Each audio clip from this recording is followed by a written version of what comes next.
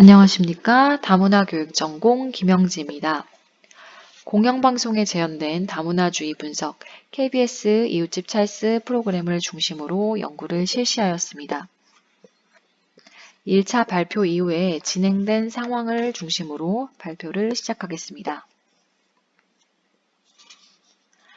목차입니다. 서론, 이론적 배경, 연구 방법, 연구 결과 및 논의, 결론 순으로 제시하였습니다.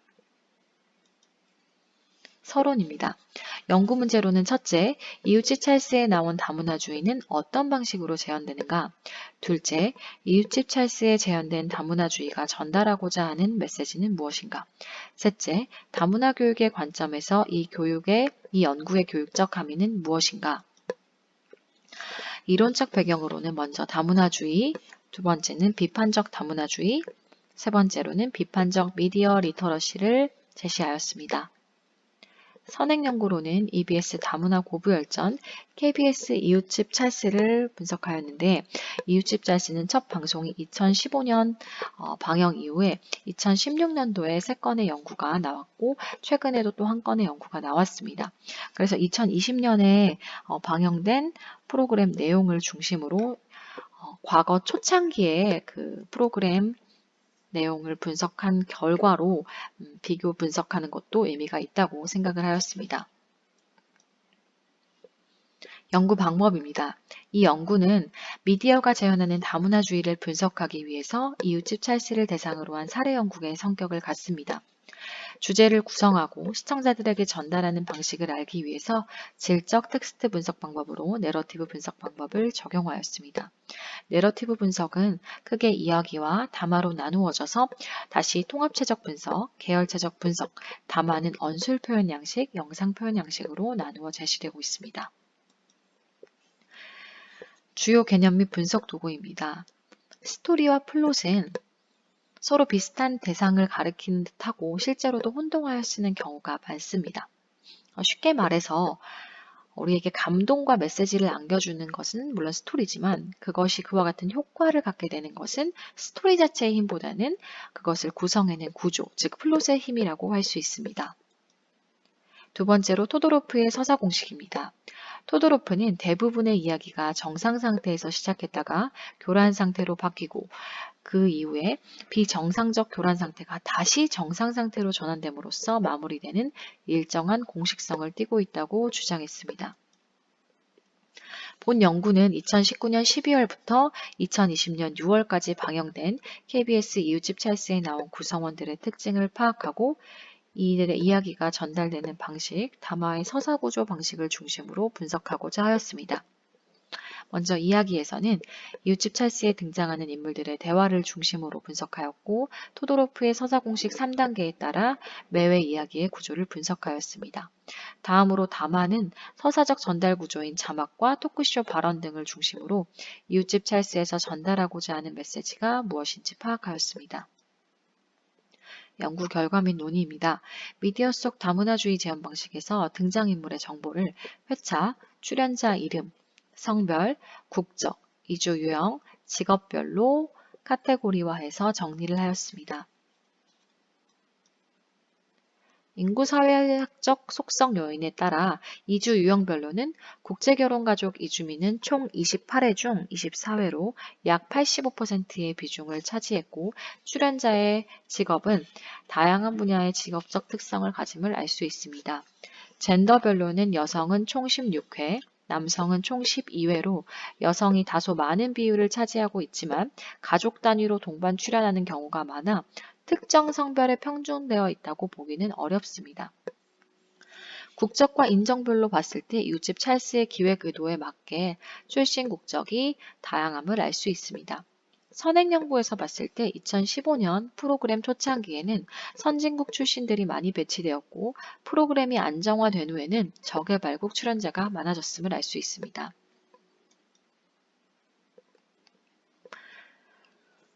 출신 국가별로는 총 28회 방영분에서 총 21개 국가의 출연자가 등장하였습니다. 2018년 법무부 출입국 통계를 보면 우리나라 주요 국적별 체류 외국인 현황은 중국, 태국, 베트남, 미국, 우즈베키스탄, 일본 등의 순서로 나타나 있습니다.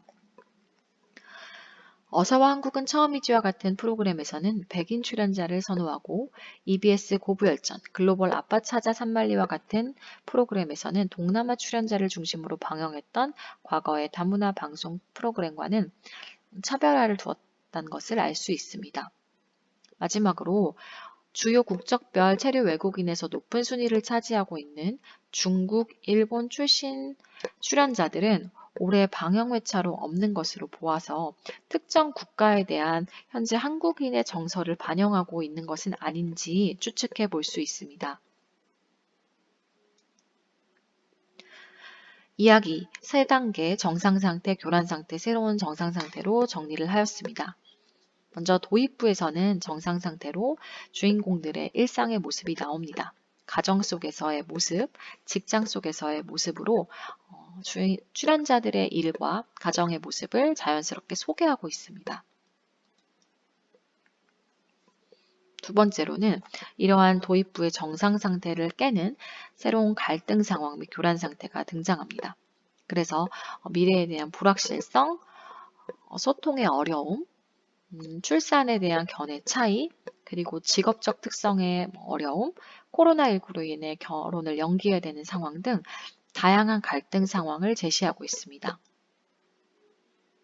이러한 교란 상태에서 벗어나기 위해 출연자와 관련된 인물들과 문제를 해결해가는 과정으로 인해서 조금씩 차이를 줄여나간 모습, 그리고 코로나19로 인해 연기된 그런 상황을 해결하는 모습들로 인해서 회복된 새로운 정상 상태가 등장합니다. 다음으로는 자막입니다. 새로운 문화 소개를 할 때 자막으로 표시하고 있습니다. 태국 출신 소티다는 자신의 이름을 남이라고 불러달라고 얘기하면서 태국 닉네임 문화를 자연스럽게 소개하고 있습니다. 남아프리카 공화국의 인종차별 정책을 소개하는 등 문화 관련 정보에 대해서 자막은 주로 노란색 글씨를 사용하고 있습니다. 진행자가 새로운 문화에 대한 정보를 묻고 답하는 방식으로 자연스럽게 문화를 소개하고 있습니다. 또한 출연자와 관련된 음식, 문화, 다른 나라 음식에 관한 정보 제공의 역할도 하고 있습니다. 두 번째로는 한국 문화와의 연관성입니다. 한국적 특징이나 공통적 요소를 찾아내서 관련 키워드를 다른 색깔로 표시합니다. 말씀하는 것만 봐도 그냥 한국분이다, 한국인 입맛을 가졌다, 이런 발언을 자막으로 제시하고 한국분 이러한 키워드를 다른 색깔로 표시한 것을 알 수 있습니다. 세 번째는 차별적 요소입니다. 다문화 가정에 대해 갖고 있는 편견, 차별적 요소를 자막으로 표시하였습니다. 출연자가 한국 사회에서 직접 경험한 차별적 시각에 대해 강조하는 느낌의 자막을 처리하였습니다. 네 번째로는 갈등 상황입니다. 다문화 가정이 겪고 있는 갈등 상황의 내용을 자막으로 강조하여 표시하였습니다. 불만, 오해 같은 단어에 붉은색 글씨로 표현했다는 것을 알 수 있습니다. 다음으로 미디어에 재현된 다문화주의 관련 메시지입니다. 이웃집 찰스에서는 우리에게 생소한 국가 출신의 이주민이 출연함으로써 그 문화에 대한 사회적 인정과 문화적 표현을 인정하는 데 도움을 주는 역할을 하고 있습니다. 문화적 다양성을 소개하고 있지만 그 이면에는 여러 귀속감에 관계없이 모든 사람이 보편적 권리를 가지며 그들의 삶이 존중되어야 한다는 메시지를 전달하고 있습니다. 특히 올해는 코로나19로 인해서 모든 사람들이 겪게 되는 문제 등을 제시하면서 그들과의 다름 차이보다는 공감의 코드를 통해 우리 모두가 이 사회의 똑같은 구성원임을 간접적으로 경험할 수 있도록 하였습니다. 교육적 함의입니다. 동아주의 시각으로 한국인 특성을 지닌 출연자의 경우 한국 사람이다, 누가 봐도 한국인과 같은 자막으로 칭찬하는 것 같지만 무의식적으로 그들을 주류 사회에 편입시키는 것이 당연한 것처럼 여겨지도록 표시하여 일부 이주민들에게 불편한 감정을 유발할 수 있습니다.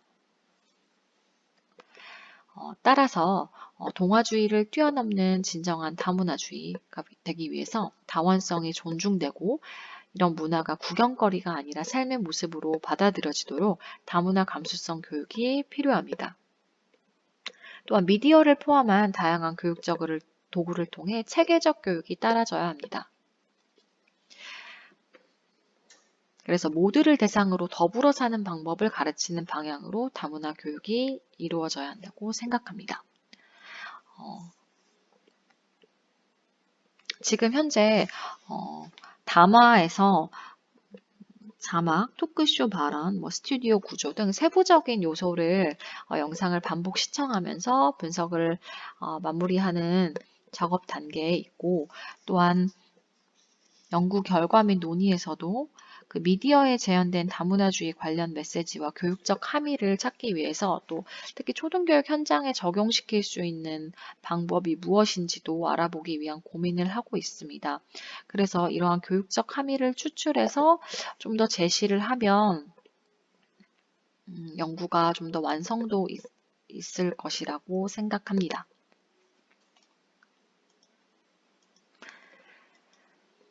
이상으로 제 발표를 마치겠습니다. 감사합니다.